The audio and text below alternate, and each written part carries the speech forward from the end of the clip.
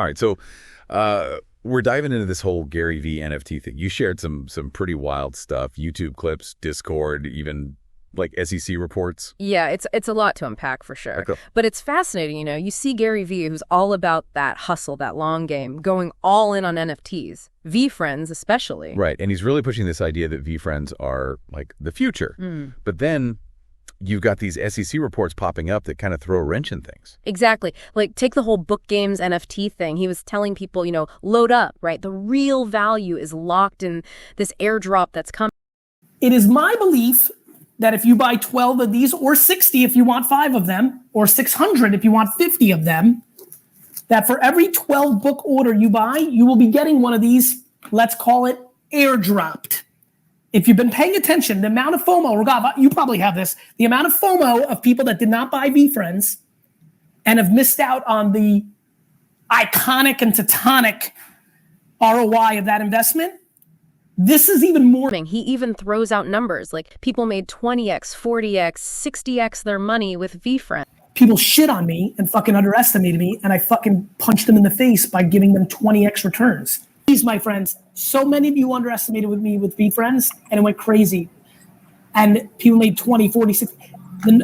He makes it sound like a sure thing. Right. And that's where it gets kind of murky. See, the SEC, they look at how things are pitched. And when you start promising those kinds of returns, even indirectly, it can look a lot like you're selling, well, securities. Okay, so hold on, back up a second. For those who don't live and breathe NFTs, what's an airdrop? And why is the SEC so fixated on this whole securities thing? Sure, good question. Imagine an airdrop like a bonus gift for holding an NFT. It's meant to make people want to buy and hold, right? Create scarcity, maybe drives up the value. Okay, I'm with you. But when those airdrops are like directly tied to promises of huge returns, like Gary Vee seems to be doing here, that's when the SEC might see it as more than just a bonus, more like an investment contract. And that's a big no-no unless you're playing by the SEC's rules, right? Bingo.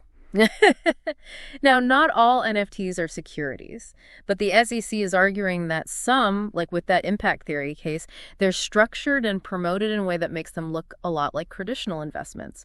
And, well, that triggers certain regulation. And how does that impact theory situation relate to what we're seeing with Gary Vee? Well, the SEC said impact theory was selling NFTs by, like, really playing up their future value. It wasn't just about owning something cool. It was about buying in early for the financial gains. Sound familiar? Yeah, it's kind of similar to what we see with Gary Vee's messaging, right? Yeah, exactly.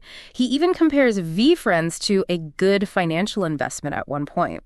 And fucking money, like a good financial investment. Let there be no fucking confusion. Now, to be clear, the SEC hasn't formally gone after Gary Vee. But, you know, the similarities, hard to ignore. It's almost like they're saying, hey, we're watching you. Right.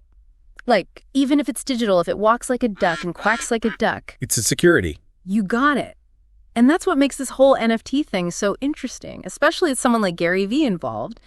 There's a lot of gray area, you know? It's still new and regulators are playing catch up. And meanwhile, you've got people with huge followings like Gary Vee making these, well, let's call them interesting statements about potential profits. Let's dive into his actual Discord messages, shall we? See what kind of picture that paints. Yeah, those Discord messages, it's like you're dropped right into the middle of this whole VeeFriends world. Right. You get a feel for the community he built around it. Exactly. Like there's this one message, he's like, who did well with their VeeFriends investment? He even uses the word investment. Yeah, and that's not insignificant. Remember, the SEC, they pay close attention to how things are marketed. That kind of language. It reinforces this idea that VeeFriends are, you know, primarily about profits, not just some cool digital thing you own. Yeah, and it's not just a one-off thing either. I mean, we see other messages where he's like basically urging people to buy before a VeeFriends NFT hits 5 ETH. It creates this like get in now or miss out kind of vibe. Totally. And that's the thing about those online communities, you know, especially with something as volatile as NFTs. Right. Volatile is putting it mildly. Yeah, you've got this mix of genuine excitement, potential for like big gains, and then that constant pressure to get in early. It's a lot to navigate. It really is. And then you see these bot messages warning about scams right alongside Gary Vee talking about, you know, potentially making bank. It's wild. Definitely makes you realize how important it is to understand what you're getting into. Yeah. Like that whole collectibles versus investment contracts distinction.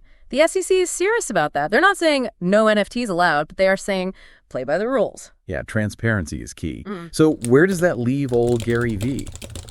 His messaging, it's like he's walking this tightrope between like, hey, these are cool collectibles, and you could be sitting on a gold mine. Right. And that's what makes this whole thing so fascinating, you know? He's a master of marketing, of building hype.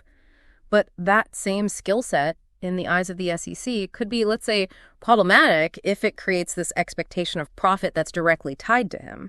Okay, I see where you're going with this. But before we jump to conclusions about Gary Vee, let's look at what actually happened with those Series 2 NFTs. Because that's when, the rubber meets the road. Okay, Series 2. Gary Vee predicted these NFTs, along with those VeeCon ones, would average 3.5 ETH. We're talking, what, like $10,000 each? Big talk. Yeah, he definitely set the bar high, especially with, everything else he was saying about NFTs being this huge opportunity. But then, reality check. What happened when these things actually dropped? Well, it wasn't quite the gold rush some people were expecting. Some of the rare VeeFriends Series 2 and the VeeCon ones, yeah, those did go for a lot. But the average sale price, closer to $3,000. Ouch. That's a big difference. So what's the deal? Was Gary Vee, intentionally misleading people, or was this just the NFT market being the NFT market? It's tough to say for sure. I mean, anyone who went all in on NFTs, especially back then, should have known it was a gamble. True. But we're also talking about some pretty specific predictions he made, right? Predictions that, didn't exactly pan out for the average buyer.